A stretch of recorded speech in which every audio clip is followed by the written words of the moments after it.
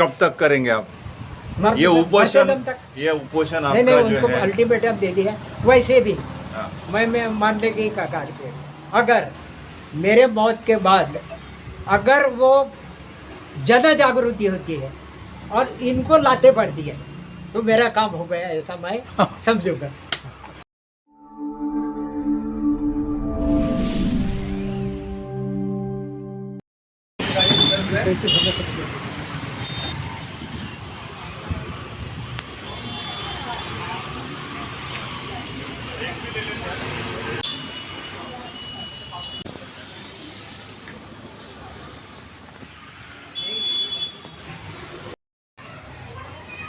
बस अभी हम कांजियो चौक सिद्धार्थ विद्यालय के सामने चौधरी लेआउट में नागरिक समस्या निवारण समिति के सचिव माननीय विश्वनाथ जी बांबोड़कर इनके निवास पर आ पहुँचे हैं।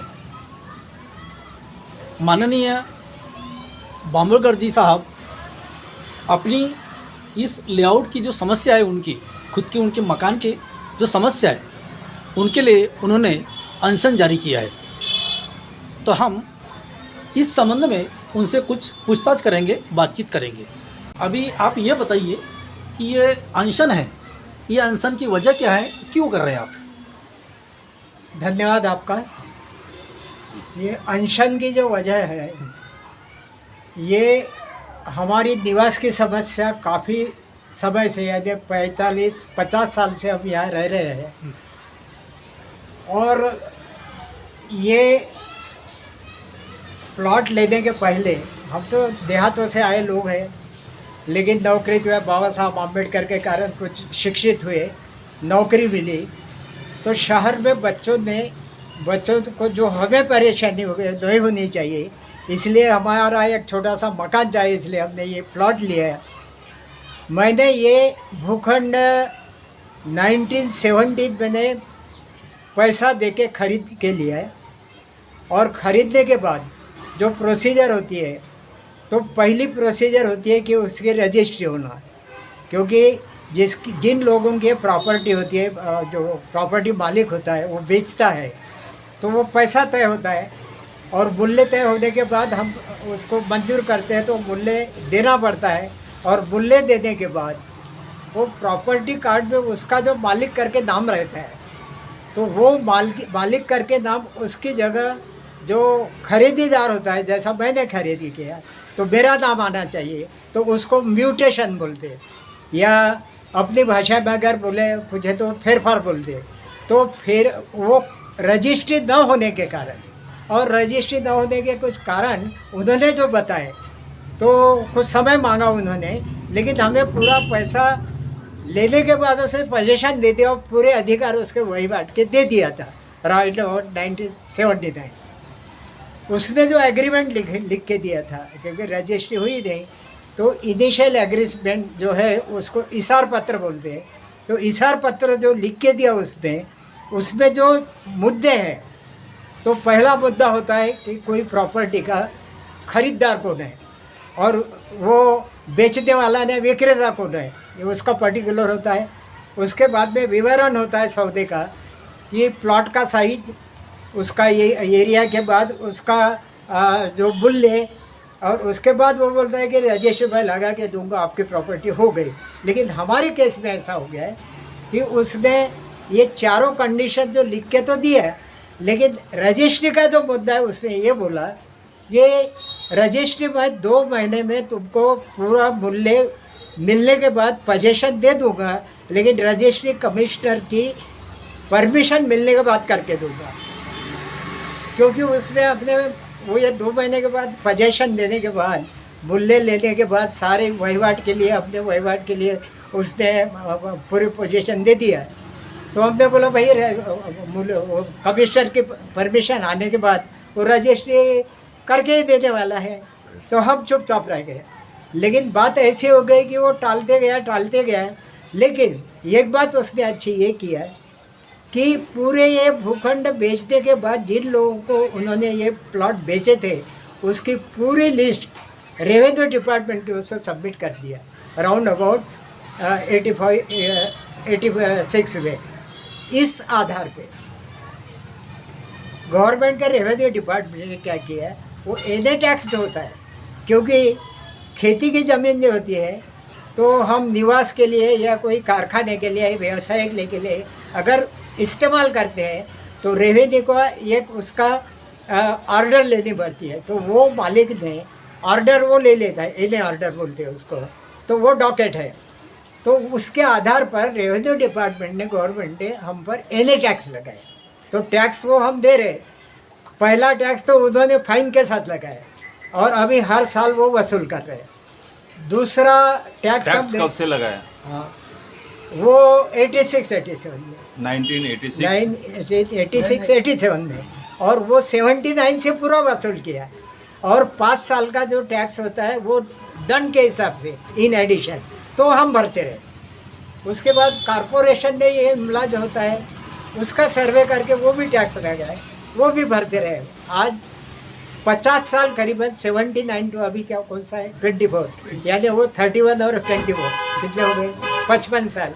55 साल से हम इसमें निवास कर रहे हैं। केवल मुद्दा अभी रह गया वो रजिस्ट्री का। तो बाद में हमें ऐसा पता चला कि जिस खेत मालक से उसने वो पूरी प्रॉपर्टी ले लिया, तो 2 खेत है इसमें, 2 खेत, और उसका एक सर्वे नंबर होता है, और फिर कन्वर्शन के बाद उसका सिटी सर्वे नंबर होता है। तो ये सारे नंबर पड़ गए इसमें। ये रजिस्ट्री क्यों नहीं हो रही, हम तगादा लगाते। फिर उसने बोला कि भैया ऐसा है, 76 में एक गवर्नमेंट ने एक सीलिंग का कायदा लाया, सीलिंग का अधिनियम लाया। तो सीलिंग का अधिनियम में ऐसा होता है, शहरी एरिया में, नागरी एरिया में जिसकी ज़मीन है खेती की, तो वो शहरी एरिया में आने के बाद वो क्या है निवासी हो गई, यानी व्यवसाय के लिए इस्तेमाल करते हैं। तो वो ज़मीन अगर तुमको इस्तेमाल में लाना है तो एने करने के बाद में, ये सारी झंझटें होने के बाद में गवर्नमेंट ने सीलिंग का लाया कि जिसमें 2 एकड़ ज़मीन है, 20 एकड़ है, तो 16,000 स्क्वायर फुट तुम रख सकते अपने इस्तेमाल के लिए। लेकिन वो सरप्लस ज़मीन उससे ज़्यादा है तो गवर्नमेंट को अगर ज़रूरत पड़ी, ज़रूरत के अनुसार, तो एक्वायर कर सकती है। वो सीलिंग का कायदा है। और किसी को अगर इसको वो ज़मीन इस्तेमाल करना है तो गवर्नमेंट से परमिशन लेनी पड़ती है। इसको बोलते हैं सीलिंग। वो एक कायदा है, ये किताब में वो कायदा दिया गया है, ये कायदा है। अब इसने क्या किया कि हमें जो बोला कि भैया सीलिंग का जो कायदा आया, ये कायदे के अनुसार, ये कायदा है 76 का। तो ये कायदे के अनुसार अगर गवर्नमेंट को ज़रूरत पड़ी तो एक्वायर कर सकते हैं। एक्वायर किया तो नहीं, लेकिन उसने लेआउट जो डाला है उसका हेडिंग है कि layout for the weaker section of society. यानी वो गवर्नमेंट को ये बताना चाहता था कि भाई तुम गरीबों के कल्याण के लिए अगर एक्वायर करोगे तो भाई ये ज़मीन गरीबों के लिए इस्तेमाल कर रहा हो, इसलिए उसने नाम क्या दिया उसका, layout for weaker section of society, उसमें लिखा है उसको। तो वो बोला कि भाई कमिश्नर की परमिशन मिलने का उसको मैं दे दूंगा तुमको रजिस्ट्री करके। अब वो टैक्स भरते रहे, किसी का कोई ऑब्जेक्शन नहीं है, चलते रहा। लेकिन ये बात ऐसी हो गई जो हमें पता नहीं थी जब हमने सौदा किया। को मूल ज़मीन मालक जो खेती मालक है जिससे इसने ज़मीन लिया, ये व्यवसाय के चौधरी नाम के, तो वो उनकी एंसेस्ट्रल प्रॉपर्टी थी। और इसने ज़मीन जो खरीदी किया वो 23 एकड़ का पट्टा है, 2 खेत। एक की आराजी है 11.59 एकड़, यानी 11 एकड़ 59 डेसिबल। और ये दूसरा खेत है जहाँ हम बैठे हैं, उसकी आराजी है 12 एकड़ 1 डेसिबल। ये टोटल हो गई 2360। और ये लक्के होने के बाद ये धुरा है, ये एक खेत, ये एक खेत, तो धुरा चला गया बाद में। लेआउट में दोनों एक जैसी हो गई। लेकिन हमें बाद में ऐसा पता चला है ये ज़मीन डिमोलिश करो मकान, ऐसी गवर्नमेंट के कोर्ट से एक आदमी ने डिक्री लाया। तो डिक्री लाया तो हम सतर्क हो गए कि क्या हो गया भैया। तो उसने बोला नहीं, ये ज़मीन जिसने बेचा तो हमारे यहाँ हिस्सा था उसमें, और वो हिस्सा हमारा बाप हो या माँ हो या चाचा हो, हम अगर बंटवारा होता तो हमारा इतना हिस्सा बैठता। तो उनका हिस्सा उसमें बैठता था 5 एकड़ 90 डेसिबल, 3 भाइयों का। कौन 3 भाई थे? वो 3 भाई टिकले जिसके खेत थे, तो जिसने बेचा उसके बेटे जो है थे ये 3 भाई। एक का नाम था नरेंद्र, दूसरे का नाम था केशव, और तीसरे का नाम था रामा। नरेंद्र नहीं, नरेंद्र, कृष्णा और रामा, ये केशव के बेटे।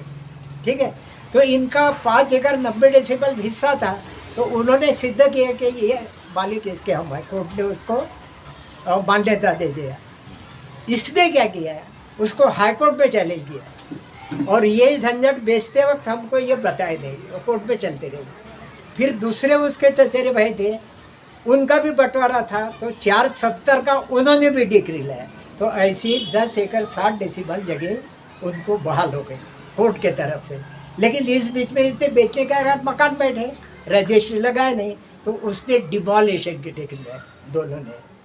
हम लोगों को जब पता चला, तो क्योंकि इसका बंटवारा नहीं हुआ था, उनका मकान तो सभी जगह पे है, तो हमने ये ऑब्जेक्शन लिया कि इनको जो 10 एकड़ 60 डेसिबल जगह बहाल हो गई कोर्ट के तरफ से, लेकिन 23 में से जो ये लेआउट मालिक है उसको 13 एकड़ बची है।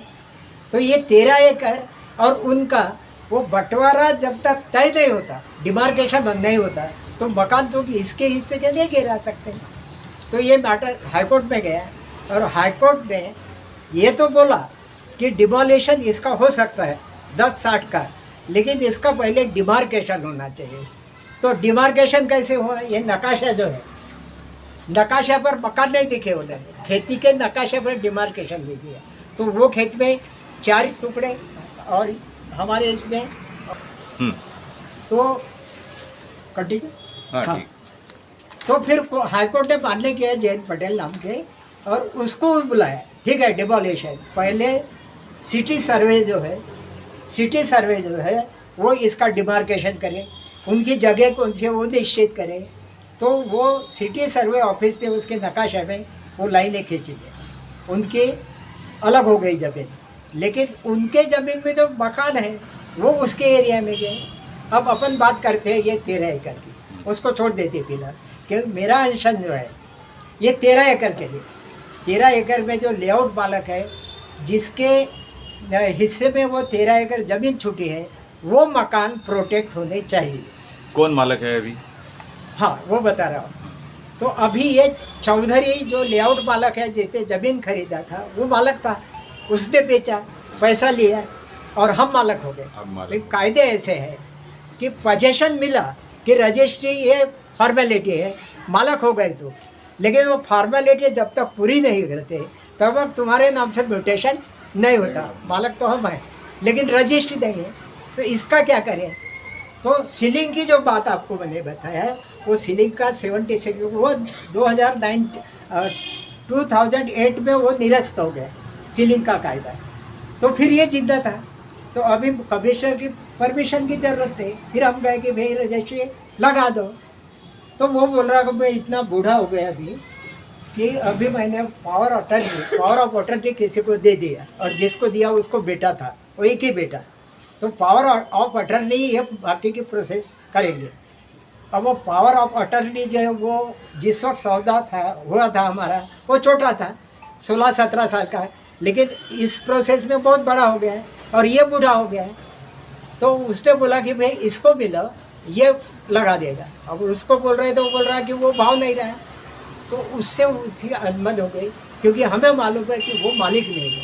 और 2009 में 2009 में इसका देहांत हो गया, इसका सब लेआउट मालिक का, जिसने हमें ज़मीन बेची, उसका देहांत 2009 में हो गया, जून 2009, 2/6/2009।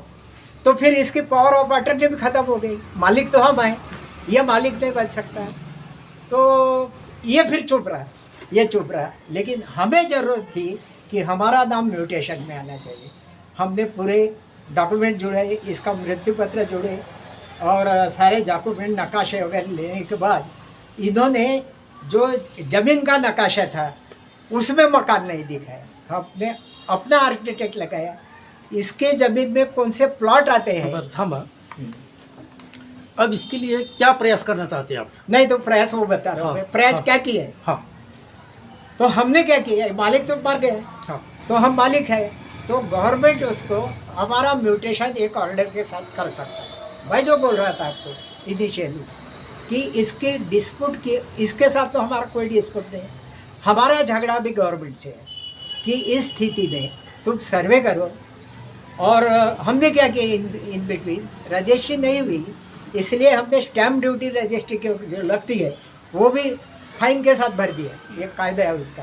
बहुत लोगों ने, तो इनिशियल में 21 लोग थे, अभी और 24-25 लोग हैं, ऐसे 50 लोगों ने स्टैम्प ड्यूटी भर दिया। 21 लोग हम, उसमें से 19 लोग हम कोर्ट में गए, क्योंकि कोर्ट ही करेगा ना, फेरफार वो नहीं करेगा जिसके हाथ में नगर भूमा पर।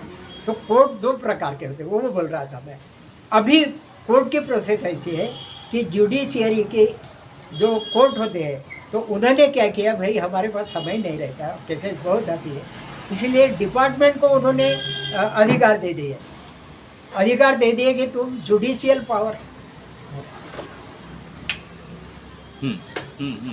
थोड़ा तिकडे करो, ठीक है, फिरवून द्या त्याला। थोडं सरकार तो जुडिशियल पावर जिसके है रेवेन्यू कोर्ट को, उसको हमने सारे डॉक्यूमेंट के साथ अपील कर दिए कि भाई हमारा म्यूटेशन के आप आदेश दे दो। तो पहले तो म्यूटेशन की अर्जी हमने जो ऑफिसर रहते हैं नगर भूमा उसको दिए, तो उसने हमको नकार दिया, उसको नकार दिया उसके कि हम नहीं कर सकता, हमारे पावर दे दे। तो इसका नकार पत्र लेकर हम रेवेन्यू कोर्ट में गए। रेवेन्यू कोर्ट में 3 साल केस चली, तो समिति के तरफ से, तो मेरे समिति का क्या नाम है? हाँ? समिति का नाम, समिति का नागरिक समस्या निवारण समिति। आप उसके कौन से मैं पदाधिकारी? उसका सचिव हूँ, संस्थापक सचिव, और जो अध्यक्ष थे गजघाटी नाम के बेचारे वो स्वर्गवासी हो गए, क्योंकि ये प्रोसेस में इतना लेट हो गया कि हमारे बहुत शादी चल बसे। लेकिन मैं अभी हूँ तो उसको मैं भी परस्यू कर रहा हूँ। तो इस हिसाब से मैंने अपने समिति के नाम से 19 लोगों के केस प्ली किया। तो वो 1 साल चलने के बाद अभी वो बदमाशत होते हैं, अरे 1-1.5 साल चलने के बाद वो बोल रहा है कि इनका तुम्हारा क्या संबंध है। तो मैंने बोला ये मेरे मेंबर है समिति के तरफ से, नहीं ये व्यक्तिगत है। तो कोई वकील वहाँ जो खड़ा था वो बोल रहा कि काका बोले तुम व्यक्तिगत अपील डाल दो, यानी एप्लीकेशन डाल दो। तो ठीक है बोला, तो व्यक्तिगत के लिए हमने वकील किया, फिर व्यक्तिगत डाल दिया, 3 साल चली। ये हाजिर नहीं हुआ। नोटिस देने के बाद ना रेवेन्यू का वो नगर भूमा पदाधिकारी, ना चौधरी और उसकी 5 बहनें, उसके भी नाम चढ़ा दिए उसके। अब चढ़ा दिया है तो हमारी जो एप्लीकेशन है उसके नाम उस पर नहीं चढ़ाना था उसने, या हमको बुलाना था तुम्हारा क्या कहना है, उसको एक तरफा कर दिया। उसको हमने ऑब्जेक्शन लिया तो उसके भी बुलाए, कोर्ट ने इनको बुलाए नगर भूमा पद पर, और वो 7 लोगों को बुलाए, कोई हाजिर नहीं 3 साल तक। तो उसने एक्स पार्टी डिसीजन हमारे नाम से कर दी, सभी लोगों के नाम से, 14 लोगों के नाम है इसमें। और उसमें से कुछ चल, ये जो लड़की है, ये नाम बताओ बेटा, नीलिमा पंतवड़े। हाँ, तो इनके ससुर के नाम से एक प्लॉट है, ये जो बिल्डिंग दिख रही है, ये स्कूल चला रहे, तो बेचारे वो बेचारे पैसे, अब उनके नाम से केस, और इनके नाम वहाँ नहीं है, ये वारिस है। तो डर के मारे क्या किए, इनकी ज़रूरत थी तो वो साला पैसे का, तो इसने कुछ पैसा दे दिया, रजिस्ट्री अपने नाम से लगाया, इनके देवर के इनके नाम से। तो ठीक है, ये अलग बात हो गई। लेकिन हम लोग जो है रेवेन्यू कोर्ट की आदेश होने के बाद 4-5 महीने तो हमने एप्लीकेशन दिए, फिर ये केस का क्या हुआ भैया म्यूटेशन का, तो कुछ जवाब नहीं। तो हमने आरटीआई में एप्लीकेशन डाला कि ये रेवेन्यू कोर्ट के आदेश का क्या हुआ, आपको आदेशित किया है। तो हमको बुलाया उन्होंने, सब लोग गए, ये भी थी, सब लोग थे। वो क्या बोल रहा, और वो चौधरी के लड़के को बुलाया हुआ उसने, तो वो बैठा था, तो हमारा दिमाग तो ठनक गया। तो वो बोल रहा फिर तुम्हारे डॉक्यूमेंट दिखाओ, तो डॉक्यूमेंट कौन से, रेवेन्यू कोर्ट 3 कंडीशन लगा कि इन्होंने जो कागज पत्र सबमिट किए हैं तो 3 बातें तपासो। 3 बातें कौन सी? यहाँ उनका पोजेशन है क्या, पोजेशन हमारे पास पेपर है। हाँ। दूसरा, ये ज़मीन का एने है क्या, एने खेती की ज़मीन का एने कन्वर्शन गैर काश्तकारी में कन्वर्ट हुई क्या, उनके डॉक्यूमेंट पे है, आखिर पत्रिका में मेंशन है। और तीसरी बात उन्होंने बोला कि रजिस्ट्री नहीं हुई, तो उन्होंने क्या किया कि स्टैम्प ड्यूटी भर दिया, तो ये कानूनन है क्या, तो कानून वहीं लिखा है, कौन से कानून के तहत किया है, तो 3 बातें पूरी होती हैं।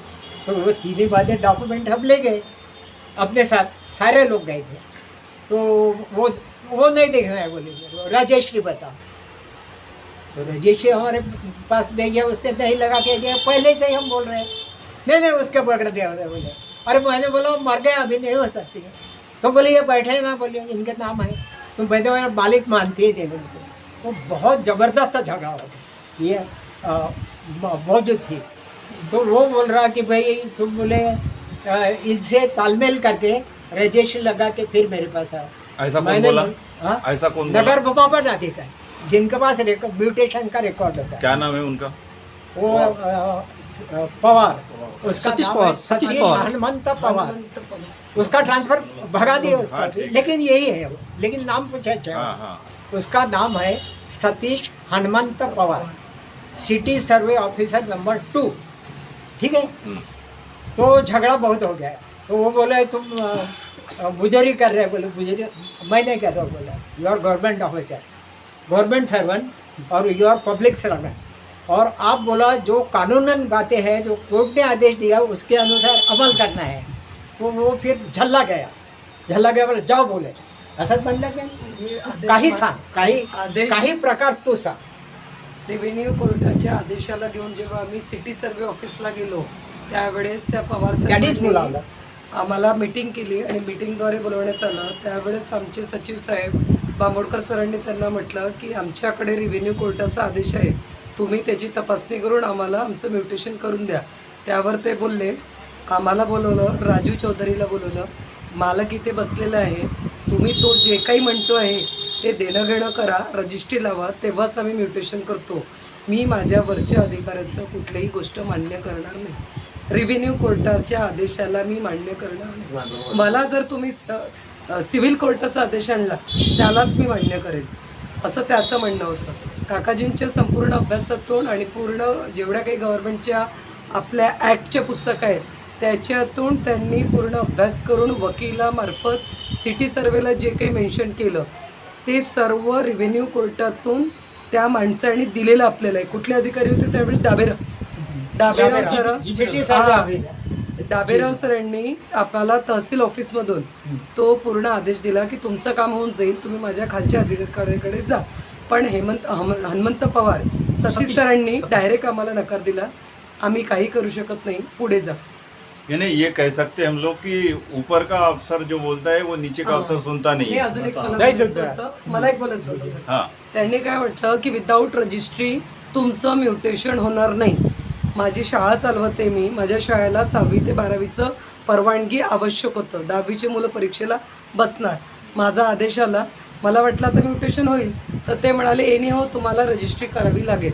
मला 30 वर्षाचा नोंदणीकृत भाडे करार शासनाच्या अधिकारामध्ये सबमिट करायचं मंत्रालयात, त्याच्यामुळे मला रजिस्ट्री करावी लागली। तुम्ही म्हणाले रजिस्ट्री करा, तर मी रजिस्ट्री केली, कारण माझं एवढ्या मुलांचं भवितव्य अटकलेलं होतं। जेव्हा मी रजिस्ट्री करून परत त्यांच्याकडे गेले तर ते म्हणाले की नुसत्या रजिस्ट्रीने होणार नाही, आता नलावडे म्हणून अधिकारी आहेत 2चे, प्रभाग 2चे सिटी सर्वेला नलावडे म्हणून अधिकारी आहेत पवार साहेबांच्या जागेवर। ते म्हणाले या केसचं स्टडी मी परत करतो, मग तुम्हाला सांगतो। त्यांनी स्टडी केली। मी मुख्यमंत्री उपमुख्यमंत्री देवेंद्र फडणवीस या साहेबांकडे जाऊन आपलं सगळं सांगून त्यांच्या फोननीच त्यांच्याकडे गेले। ते म्हणाले मॅडमचं ऐका आणि तुम्ही म्युटेशन करा। तर ते मला म्हणाले की मॅडम रजिस्ट्रीनी होणार नाही, हे लेआउट अनऑथराइज्ड आहे, तुम्हाला NITमध्ये जाऊन तुम्हाला तिथून NITमध्ये पहिले म्युटेशन करावं लागेल, म्हणजेच तुम्हाला तिथे पण तुम्हाला भरायचेच आहेत पैसे याचे आपले NITचे। तिथे गेल्यानंतर म्हणतोय तर तो NIT अधिकारी म्हणतोय की तुमचं लेआउटचं मॅपपासून अनऑथराइज्ड आहे। मग आता टिकलेणी यांचं कोर्ट मॅटर तिथे दिसतंय, तिथे सगळं हवा पसरलेली आहे NIT की या दोन्ही व्यक्तींचं जर कुठलं पण आलं केस तर त्यांचं NITतून आपण काय म्हणतो काकाजी त्याला, NIT मी कशाला गेले होते, रेग्युलरायझेशन. हां रेग्युलरायझेशनसाठी. पहिले तिथनं आणा मग आम्ही म्युटेशन करू.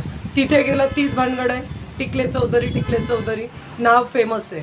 सिटी सर्वेला गेलं तर आम्हाला बघितल्याबरोबरच ओळखलं जाते हे तेच चौधरीचं लेआउट आहे ज्याच्यामध्ये टिकले आणि चौधरींचा वाद आहे. पण वाद कशासाठी आहे त्या मुद्द्यावर कोणीही वाचायला तयार आहे. ॲक्च्युली 23 एकर 60 डेसिमेलचं जे भांडण आहे त्यांनी वडिलोपार्जित जमीन विकली होती तर मुलांनी क्लेम केलं तर त्याच्यातून काही पर्सेंटेज त्यांना रिटर्न झालं हायकोर्टातनं.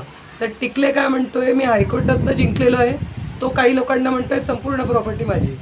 चौधरी म्हणतोय की जो भाग माझा आहे चौधरीतले काही हे लोक विकतात, काही तिकडल्या याच्यातलं मालक म्हणून ते लोक विकतात. पण आम्ही शिक्षित लोक आहे, आम्ही वाचन केलं आहे. सिटी सर्वेनी जी प्रत बनवलेली होती त्यावेळेस जेव्हा ती मोजणी झाली, जेव्हा या लोकांनी टाकली होती केस, ती मोजणी आता टिकलेंनी परत केलेली मोजणी, त्या सर्व मोजणीला बघून आम्ही चौधरीच्याच लेआउटमध्ये येतो आहे.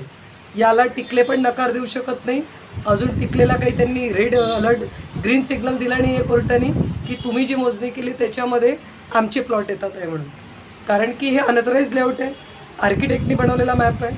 त्याच्यामुळे जे जुने लोक आहेत, जे यांच्यासारखे काही उरलेले लोक आहेत तेच आमच्यासारख्यांना सांगू शकतात की यांच्यावेळेस जेव्हा सिटी सर्वेचे अधिकारी मॅन्युअली आले इथे कुठी घडली, विहारापुढे, विहाराच्या अलीकडलं हे चौधरीचं आहे, परत त्याच्याकडलं टिकलेंचं आहे, हे सगळं मेन्शन झाल्यानंतर सुद्धा सिटी सर्वेचे अधिकारी म्हणतात आम्ही मोजमाप करून. जेव्हा मी रजिस्ट्री लावायला गेले तर मी म्हटलं की मला तुम्ही सांगा की मी कोणाच्या लेआउटमध्ये ते नेमके, कारण माझं खूप निडेबल आहे लावणं.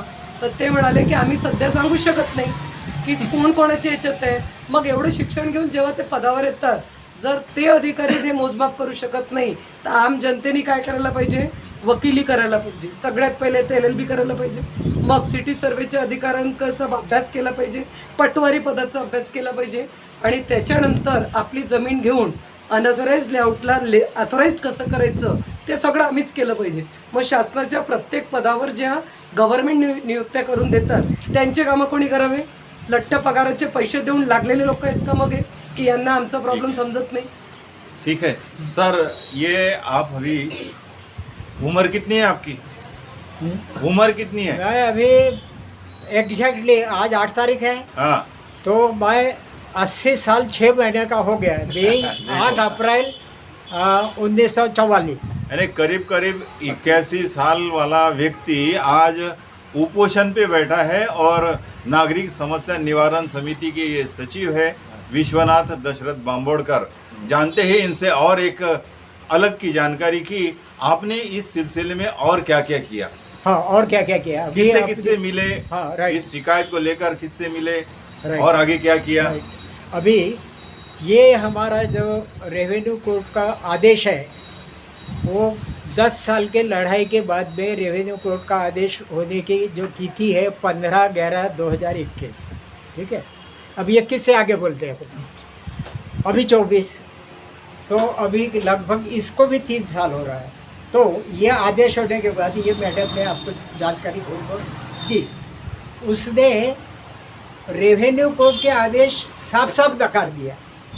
इसकी हिम्मत कहाँ से आ गई?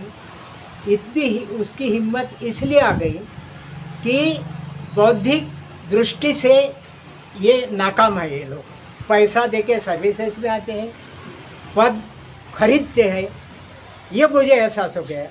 और नकारने के बाद क्योंकि रिश्वत नहीं मिलती है हमारे जैसों से, तो इसलिए वो नकारते हैं और बुजोरी करके बोलते जाओ जो करना है वो कर लो. इसके बाद में ये मिनिस्ट्री को मैंने लेटर लिखा. ये बताओ कलेक्टर, ये 12 पेजेस का लेटर मिनिस्ट्री को लिखा, मासूल बंद रहा था. इसकी पूरी कंप्लेंट नाम के साथ सतीश हनुमान पवार, उसको हकाल तो दिए वहाँ से, लेकिन दूसरा आ गया तो जो फुटी डाल के गया हिम्मत नहीं कर रहा है जब तक ऊपर का आदेश नहीं आता. तो ये जो है ये कलेक्टर को दियो. इसके आगे बताता हूँ मैं. हाँ, तो इसमें कंप्लेंट क्या है, वो बोल रहा है कि रजिस्ट्री को नहीं होती. तो इसमें पैसा देके क्या क्या हेरा फेरी किया। ये अगर बोलेंगे आप कि 13 एकड़ में ये बिहार देखा आपने, ये बिहार से ये टुकड़ा पूरा वो मेन रोड तक ये चौधरी केस में बचा है। वो खेत मालक के लड़कों से इसका कोई संबंध नहीं है।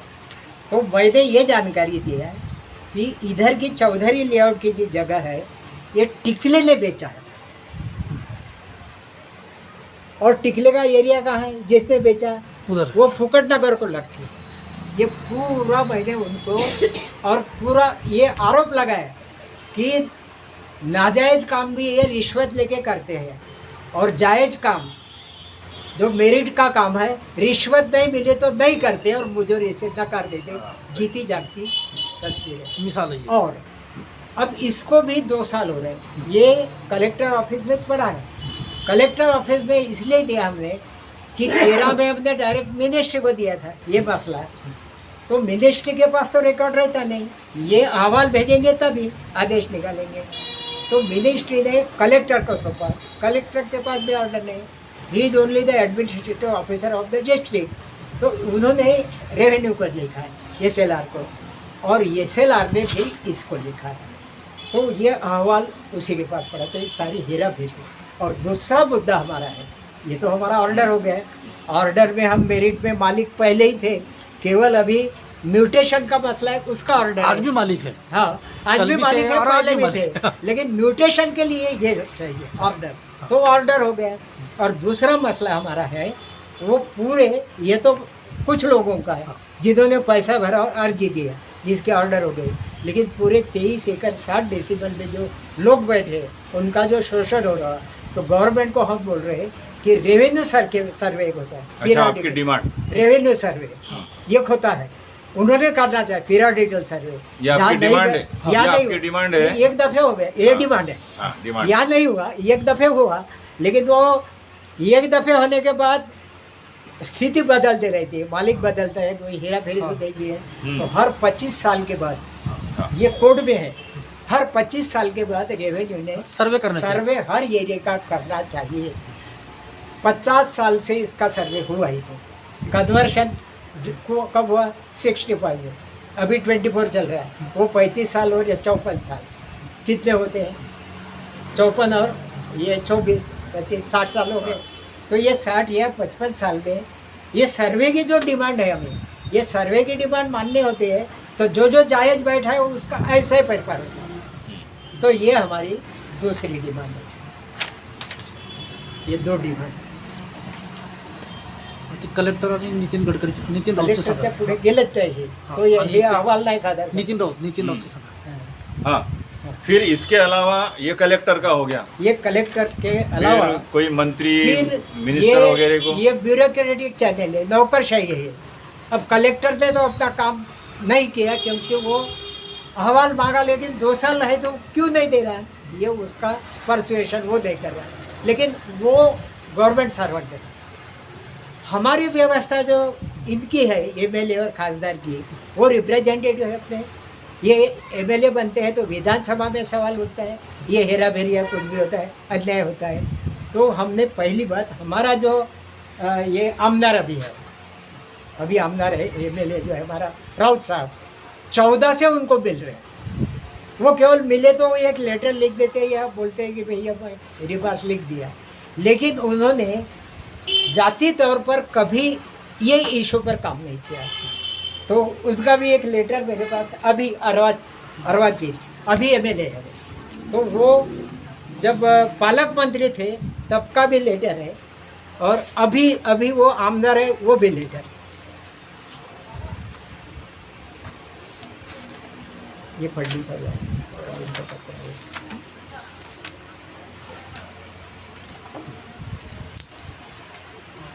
सगळे त्यांनी काढून आणले, अस्ताव्यस्त करणं।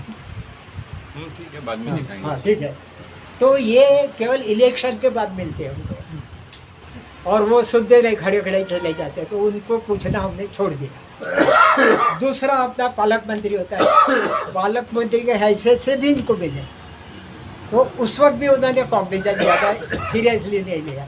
अभी अपने पालक मंत्री है उप मुख्यमंत्री, तो उनको करस्पॉन्डेंस किया, उन्होंने कलेक्टर को लिखा है, लेकिन उसकी कॉपी नहीं देते, वो खुद भी अपना ऑनलाइन चलते हैं। लेकिन महत्वपूर्ण जानकारी आप ये ले लीजिए मेरे से कि हमारा जो हम अभी नगर सेवक है, सिटिंग जो था अभी तो नहीं है, लेकिन वो अच्छा लड़का है, मदद करता है, संजय चौरे, वो किसी भी पार्टी का है, वो बीजेपी का होने के कारण काका बोले मेरे साथ साहब के पास चला, वो पीछे लगा।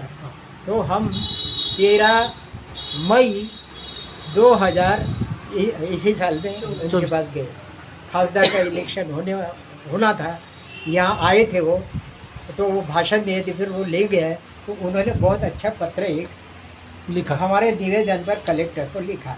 ये नितिन गडकरी जो अपने खासदार है, ये कलेक्टर को पत्र है, उसको भी 5 महीना हो गए, 14 में 2 पेज इसका है और दूसरा पेज ये है।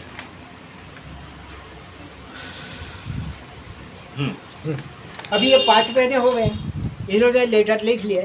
परसुएशन क्या हो गया हमको जानकारी दे।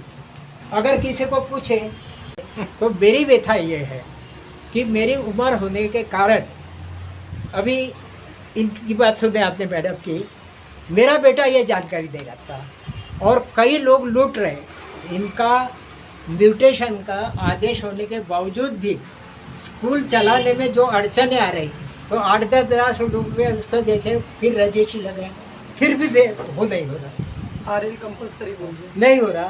तो RL वो रहेगा तभी होगा। हमारे जैसे लोगों को जाने के बाद किस तरह का शोषण इस बस्ती के लोगों का करेंगे, इसीलिए मैं बोला हूँ कि इस उपाय से अगर कुछ काम होता है तो इसीलिए मेरे को ये स्टैंड लेना पड़ा।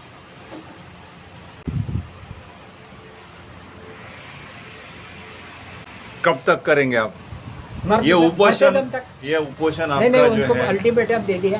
वैसे भी हाँ, मैं मानने की कगार पे, अगर मेरे मौत के बाद अगर वो ज़्यादा जागृति होती है और इनको लाते पड़ती है तो मेरा काम हो गया, ऐसा मैं समझूंगा। ठीक है, धन्यवाद बोल दो। बहुत धन्यवाद। और एक उपोषणकर्ता जो है बांबोड़कर साहब, इनसे हम रूबरू हो रहे थे। देखते हैं कब तक इनको न्याय मिलता है, हम भी साथ में हैं। गाड़ी में 10 गए पैसे भरना सब देते और मेरे गाड़ी में 10 गए, उनकी गाड़ी में 6 गए। आप फोन लगाया, फोन आएगा तो फोन लगाना, फिर घर पर ही बोल रही।